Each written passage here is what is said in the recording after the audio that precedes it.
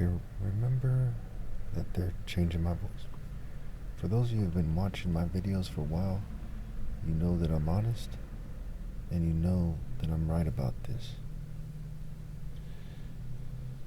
I've been reading Ezekiel recently, and it has everything to do with the deaths of Corey Zukatis and Trey Reed. And they are very horrific and sad deaths.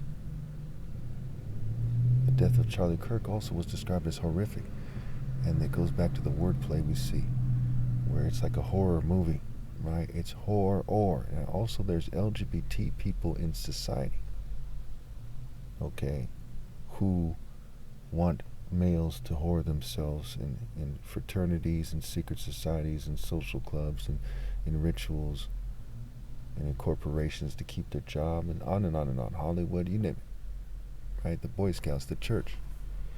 So again, the wordplay in horror, right, is whore, right, meaning Horus. A word for Horus, another word for Horus is Haar Road. So they're saying to me and to society to give up the Son of God, or there's going to be horror. Now, who would say that to you? A holy person? No. So you know that Horus is another word for the true form of Jesus, which is the top martial arts ever, the Son of God. It's me. But it's more specifically my soul. Okay? They worship, Baal, whose Greek equivalent is Zeus, whose father, or a component of him, right, like father, like son, is Cronus, who sacrifices his soul and his children's soul. That was what was meant in the Bible when it says they sacrificed their children's souls to Baal. So you might ask, why do I have these Ezekiel scriptures on the screen? I believe one of them is Ezekiel 31, verse 18 or so. And it says that Pharaoh and Egypt were more glorious than any tree in the Garden of Eden. And so it says that about Assyria in the chapter as well. So basically God made these nations glorious, with martial might, is the argument being made here. Now, it's important to note that the Garden of Eden is, in the spiritual realm, and it's a sacred place. And what is being said is that God can make things even greater than the trees in the Garden of Eden, the tree of knowledge, right, and the tree of life. From the mouth of the righteous comes the fruit of life. Also see Proverbs 12:28, where it says, in the way of righteousness there is life, along that path is immortality. Immortality as what? In a sense, the wicked, their souls cook forever, so in a sense they're immortal, right? But they're cooking forever. So if the snake was to offer them immortality, they're basically getting that in the form of cooking forever, right? Being poisoned forever, that the wrath of God. They're drinking the spiritual cup, the cup of God's wrath. Spiritually speaking, figuratively speaking, it's going down to their soul, and it's cooking them in like a burning sulfur, right? Fire and burning sulfur, which creates chaos and desolation in them, and in their soul for eternity, as they burn in ruin and confusion and disgrace forever. That is where you would expect the spirit and soul of those who mock God, or in the spirits of those who mock God and cheat me out of my right to lead, and so on and so forth. You also see that the king of Tyre, and it's very interesting when we're talking about Tyre, T-Y-R-E, is very similar to the word T-Y-R, I believe it is, for Tyr, the Norse deity, who is said to sacrifice himself to try to save the Norse gods and the Norse culture, and so on and so forth, when he put his hand in the mouth of, I believe it was Fenris, because that was the only way they could convince the wolf to be still enough to let them tie it up, so they could bound the wolf. Okay, so this wolf would, went crazy and was on the rampage, and this massive wolf, and so Tyr offered to put his hand in there to reassure the wolf, so they could trick this wolf into being tied up. And the wolf is also the symbol of the Roman people. We have Poseidon, how it connects to Odin. This is a story for another day, right? Odin, Poseidon. And when we look at deities like Zalmoxis, it connects the Norse system all the way there to the Greek and Roman system, as supposedly does the Dorian period in Greek history. And I could be wrong about this, but I believe it's like 1600 BC, which is around the time that Abraham was said to be alive and go to Egypt and so on and so forth. So when you look at this, all this stuff kind of connects together, right? You have the West African martial systems that connect to Egypt that are the most like the first dynasty pharaoh, Narmer, who again it goes back to the early forms of Horus. Haar Road, which Eri is the son of God in Egyptian, in Igbo mythology, and is the most significant and true form of Horus in Egyptian mythology. Haar Road, aka Har, Horus, the great one, right? The true son of God, the great one, the great God versus a regular God with a little g, who is in rebellion, right? So the great God is the son of the one true God, God Almighty, who is God. And as a title for the one who conveys God's spirit as the top martial arts is Har Road. And if you think about it, that argument is sound. And I've said this to many people, Christians, Muslims, Jews, they have no counter argument. Say if the top martial artist magically isn't the son of God, then what is he? They don't know what to say. If you don't even know that, it's safe to say you don't know what you're talking about, period. And we see in Revelation 19, it says the heavenly warrior defeats the beast. And that's very significant as well here. So Dionysus is basically like the Antichrist. He's a young Zeus, right? A young Baal, a young Set, a young Jupiter. And he's a deity of religious ecstasy, ritual madness, darkness, evil, disassociation, rape by deception, trance-like states, the theater, the grapes, the harvest. And again, the grapes and the harvest has to do with the vine, which is often compared to the tree. We see that in Ezekiel as well, where it says the vine isn't good for making pegs, for having wood for the fire, and so we see the vine and the tree are very much, they're almost interchangeable in the Bible, right? If this is what happens when the vine is green, what will happen when it's dry and wither? This is what happens when the trees are green, what will happen when they're dry and wither? We see in Revelation where the hail and fire mixed with blood are thrown to the earth, and the 1/3 of the grass and the trees and the earth burn up, and so on and so forth. So as people are being reduced and punished more and more over time, as the rebellion continues more over time. And we see, the Jews, for example, they're being talked to as says Jacob, you worm, talking about the Jews who rebelled, right? Who went back to that rebellious state before Jacob was said to merge with, or rather to achieve a divine state and be renamed Israel, right? Israel. And of course, I made many videos about how there's no Jew or Gentile. It's just people who obey God to me and people who don't. So it's just the righteous and the wicked. And a huge part of the Bible is punishing Jews for rebellion. They're called rebels since birth in Isaiah 1 and so on and so forth. So when we look at these scriptures here and we look at the trees in Mississippi, okay, where this, I guess he's an Italian gentleman, Corey Zuccatus, he's white, Jewish, or Italian looking. And then there's this guy, Trey Reed, who was killed by the pickleball courts. Pickleball. Okay, and they said that he has limbs broken and 3 broken ribs, and they're saying, how could the authorities rule out foul play so fast? Well, one possible way, and I don't know what's true about the limbs and the broken ribs. I don't know if that's true or not. That's the rumor that's floating around here. Maybe they got it from an article or some. The video I saw, the guy didn't know where, that guy in the video I saw didn't know where that rumor came from as well. I'm guessing perhaps it's just not true, but one way you could rule out foul play, at least initially, is if, is the idea at least, is if the tree, right, is by a bunch of dirt and you only see one set of footprints, right, because you'd expect, and the other dirt is undisturbed instead of, them sweeping it over or something. But there's a way to kind of sprinkle dirt on top of that, perhaps, to cover up other sets of footprints, and the government has the technology to do so. There's other things that could occur, but that's one way that might be, might be how they ruled it out or something. Maybe there's a suicide letter, maybe, I don't know, okay, but there's a lot of questions in regards to how they ruled out the foul play. Okay. It's interesting how the foul connects to birds as well, right?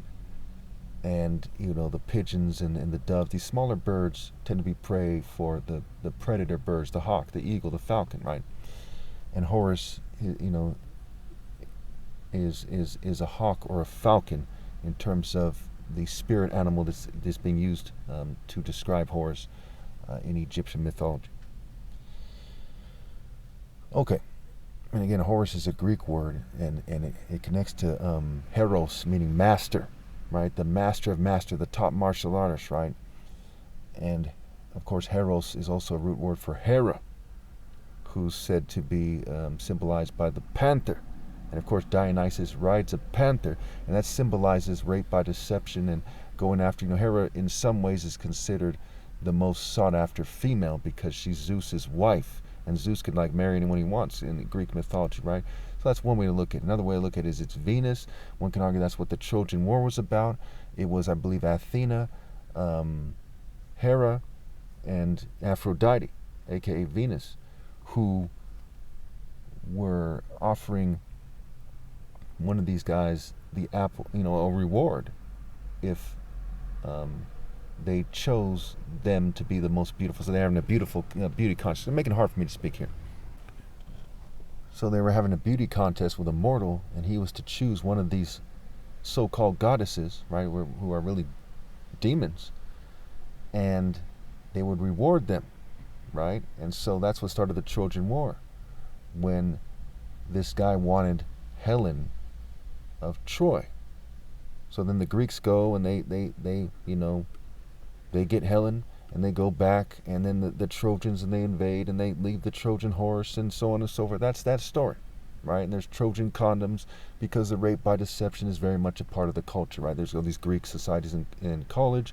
It's the Greco-Roman Club of Rome, which is said to be the most powerful secret society or known secret society in the world. All these former leaders and these rich people and so on and so forth. Okay. And of course, you had the business round table and the Knights of the Round Table, right? This is something that occurs after the Romans, who really are said to give the idea of having armor and so on and so forth, and being knights in armor and being, in this kind of propaganda spirit, the cult of the emperor and his loyal knights. They're the ones who gave that idea to the English as the Romans and the French and because the Romans occupied England for several hundred years. So before that, they weren't so heavy on the propaganda, is what we're being told subtly through the stories here. Okay, and just like Superman has a red cape, so did the Roman soldiers. Quite often they had that red cape on. And there's a lot of stuff like that puts things together, right? In fact, that black hair that Superman has is very much associated with Jews and Italians and Greeks, right? And maybe Spanish. These are the guys who have the black hair in popular culture and perhaps otherwise in Europe. And there's all kinds of connections like that there. I don't know how the black hair is spread out through all the European countries and wide to a T, but that's basically the idea of it, and it kind of connects to Africans who have brown and black hair, and then you have the people from the Solomon Islands who look like Africans with blonde hair. There's all kinds of interesting connections there, but to make a long story short, there's a whole lot of connections in this case here, and I'm trying to go over the important ones and to make sure that anyone who might come across these videos understands that what's going on is real, and it kind of centers around me when we talk about sorcery. By source Eri, again, Haro Eri, is the Son of God, the Horus the Great One, the true form of Jesus, right? That's why these guys around the time Christianity springs up, they're worshiping various pagan ideas, and they're worshiping a false form of Horus, a Roman Horus, or Harpocrates, a young Horus. You have Isis worship going on there. You have stuff like that going on there. And Julius Caesar was killed partially because he was bringing these Egyptian gods into Rome, and they were like conservatives. And it gets complicated who the elite are. The elite are very much like the Romans who killed Julius Caesar, trying to conserve Roman culture. They're conservatives. However, they're also liberals in some ways. But it's like with Freemasonry, right? They're conserving the central organizing principles of Freemasonry, but among them are a bunch of gay guys who lean left and they like the pagan stuff in a certain way, or the guys who are right-wing, they're more like trying to maintain a facade, a Christian facade, while they're in the closet pagans, right? They're all very much the worshippers of Zeus and Poseidon and Hades, who are said to be the alter egos of Zeus. So Odin in the Norse mythology is just another ego of Zeus, who is the core spirit, who's said to be the devil by the occultists will say to be diplomatic. And of course, anything but obeying God through me is evil. And the devil is a play on words for D, evil, which goes back to the D, the reproductive cycle, right? The penis, the phallic symbol, connects to swords and spears and even arrows to some degree, and so on and so forth. And lances, right? Lancelot, right? It's a phallic symbol. Has to do with controlling reproduction. Has to do with who dates who and why. And I've said it many times. I'm trying to reason with females for many years here. I said no female in her right mind would choose a guy for money over divine romantic appeal. When you see that, you know for sure they've been tricked. That's why in the ghetto, even though they encourage women to be materialistic and slutty and date based on who's popular and petty things like that, they call them a trick-ass bitch. Because the bitch is a play on words for bit C, right? The female dog, going back to God spelled backwards as dog, and Jesus saying in the story, as a character in the story is saying, he didn't come here for the dogs, right? These people are on some bitch ass shit, the male dogs and the female dogs, and they're all kind of merged together in their gender neutral culture, like hermaphroditus, Hermes and Aphrodite merged together, where we get the word hermaphrodite, and they're on some bitch shit, some childish shit. Folly is unruly woman is what it says in the Bible. I can go on, but let me just kind of wrap this thing up here. I went way over time here.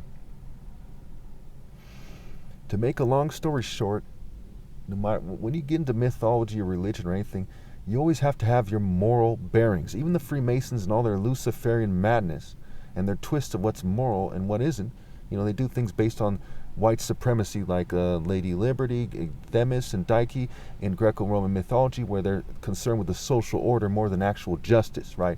That's why you have these people who operate with impunity to a large degree, like Epstein. And there's people who operate with more impunity than that, like the English royals, perhaps, or whoever it would be. Okay, and so they're maintaining this social order in society, and they're abusing people. And there's the Zeus with changing forms and the rape by deception. So Zeus changes forms. That's why you have that's why it's a polytheistic system, right, with a pantheon. Because in a sense, Zeus is also Hera in a sense, because they're gender neutral, right? So these gay guys who are channeling a female energy, right? He's also Athena and Circe and Hecate and Hebe and all these different deities, including the female ones. And that's what hermaphrodite stands for. For those of you who say, no, he's not, no, he's not, no, he's not, no, shut the fuck up. Let me explain to me why Pan's name means all for all the Greco-Roman deities, right? Pantheon, right? All, pansexual, the goat. Right, the Baphomet, the gender-neutral amalgamation combination Baphomet, and Pan, and they got Peter fucking Pan. He takes you off into La La Land, and so on and so forth. So what don't you people get? In a sense, Peter Pan is Captain Hook, and he is all the people who are getting killed in the story, and all these children he's leading astray. Look at Peter Pan as a demon, right? He is that because Pan means all. So it's basically about people who are merging with the pirate system. There's pirates in the story of Dionysus as well. And they're causing themselves harm and sacrificing themselves. Thus, the reason why Saturn, the word Saturn is like Satan and Set-ern, okay? And his counterpart is Cronus, which connects also to a deity of time, Kronos, okay? And we have Christmas Saturnalia. Why isn't it Ballinalia? Why isn't it based on ball or something else? Why is it Saturnalia? Because Saturn, in many ways, is like the main deity. But he's also a form of Zeus, who's said to be the dominant deity who overthrew him. And it gets a little complicated there. But those components did not leave the system. Are people sacrificing their children, right? Their soul, S-O-L, meaning the sun, S-U-N, S-O-N-N-E is how you say the sun in German. Okay. Is that component still there? Yes. Are people still leading their kids astray, taking them to the school system or homeschooling them in a pagan way? Whether they see it that way or not, having the false, 666, the 666 talents of gold tax of Solomon. On Ezekiel, you have the 6th month and the 6th year and the 6th month on the 5th day. Then later on it talks about the 6 people with weapons of war. So you get the 666 there as well. And they mark the righteous versus those who are in rebellion. And that's a story for another day. I know I'm touching on things here. Let me just try to wrap this up here, because it is very interesting. It makes you want to kind of keep going so they know that you're right. Then you kind of keep going and going, right? That's how it's designed, right? To Babylon. Because they want you to kind of take pride in that knowledge that you have from studying this from years after you get addicted to it. But what matters, it goes back to that moral compass, right? Where El means Lord, but it refers to the specific Canaanite deity El, who is also Saturn's counterpart, who's said to be the main deity of Judaism, by at least a Stanford professor who is held in high esteem by many Jews. Okay. And so that goes back to the child worship, and El is one of the Baals, is the father of Baal, and at least one very important version of who the Baals are. Who Baal is a Mesopotamian deity, a Middle Eastern deity. So you have to have the moral compass, right? More like God, not like Cronus. You're all acting like Cronus, whether you see it that way or not. The Cronus, the Crow's son, the Black Sun, the movie The Crow, right? That kind of Addams Family, Beetlejuice kind of, gothic kind of way people have as they're expressing that rock and roll Satanism kind of spirit that is the dark side in Western culture, and it is an attempt to kind of express evil. And you see it in other cultures as well, as people like cover themselves with a white kind of pale powder, right? Behold a pale horse, on him sat death, and hell followed with him. That went way over time. So what does this have to do with the trees? The trees allude to the tree of knowledge. And in a sense, it alludes to the tree of life. You got to realize there's a lot of things they point to at the same time. It's like, what does a kiss mean? So the most righteous person, if I kiss the most attractive woman that ever lived, the most deserving woman, what does it mean? Is it merely flesh touching flesh? Is it a symbol of love? Is it a symbol of romantic love? Does it connect to sex? Does it connect to, people being jealous of that kiss? Is it a profound divine moment? It's a lot of connections there. And so it is what the tree means. But a very important connections are there in Ezekiel, where it talks about the king of Tyre, who was a cherubim guarding the Garden of Eden, which is full of trees, including the tree of life and the tree of knowledge. And he's cast out for rebellion. So these people are like driven crazy by their rebellion as they're leading their kids on paths where they have false idols and false ways of interpreting the Bible, and they think that they can just pray to Jesus when they need to rally to me. Rally, right? Real alpha, rally point, real alpha point. Point is a play on words for in top. I am the top. And just the other day, some ignorant cop said, he said, no, you're not. Okay, first of all, the word play points to me in terms of being the Kuro Obi means black belt. Obi is Igbo spelled backwards. Obi Igbo means King Heart Essence Center Temple Core. I'm from the royal family of Dr. Martin Luther King's tribe and the Igbos. Okay, the Igbo tribe. And as the only one who made the top martial arts challenge in the end, and as somebody who won it, 12 years and counting, it overkills that I am the top. So if there was ever a confusion about, whoa, how good is he, or this, and it defaults with me. They have to beat me fair and square, and they cannot do so no matter what.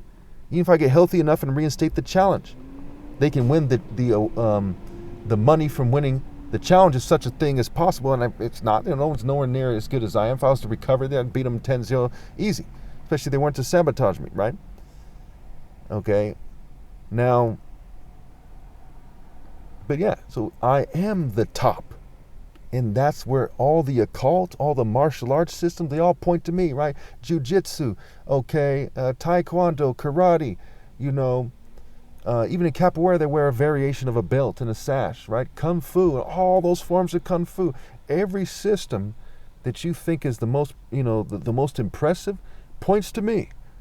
And that's not a coincidence.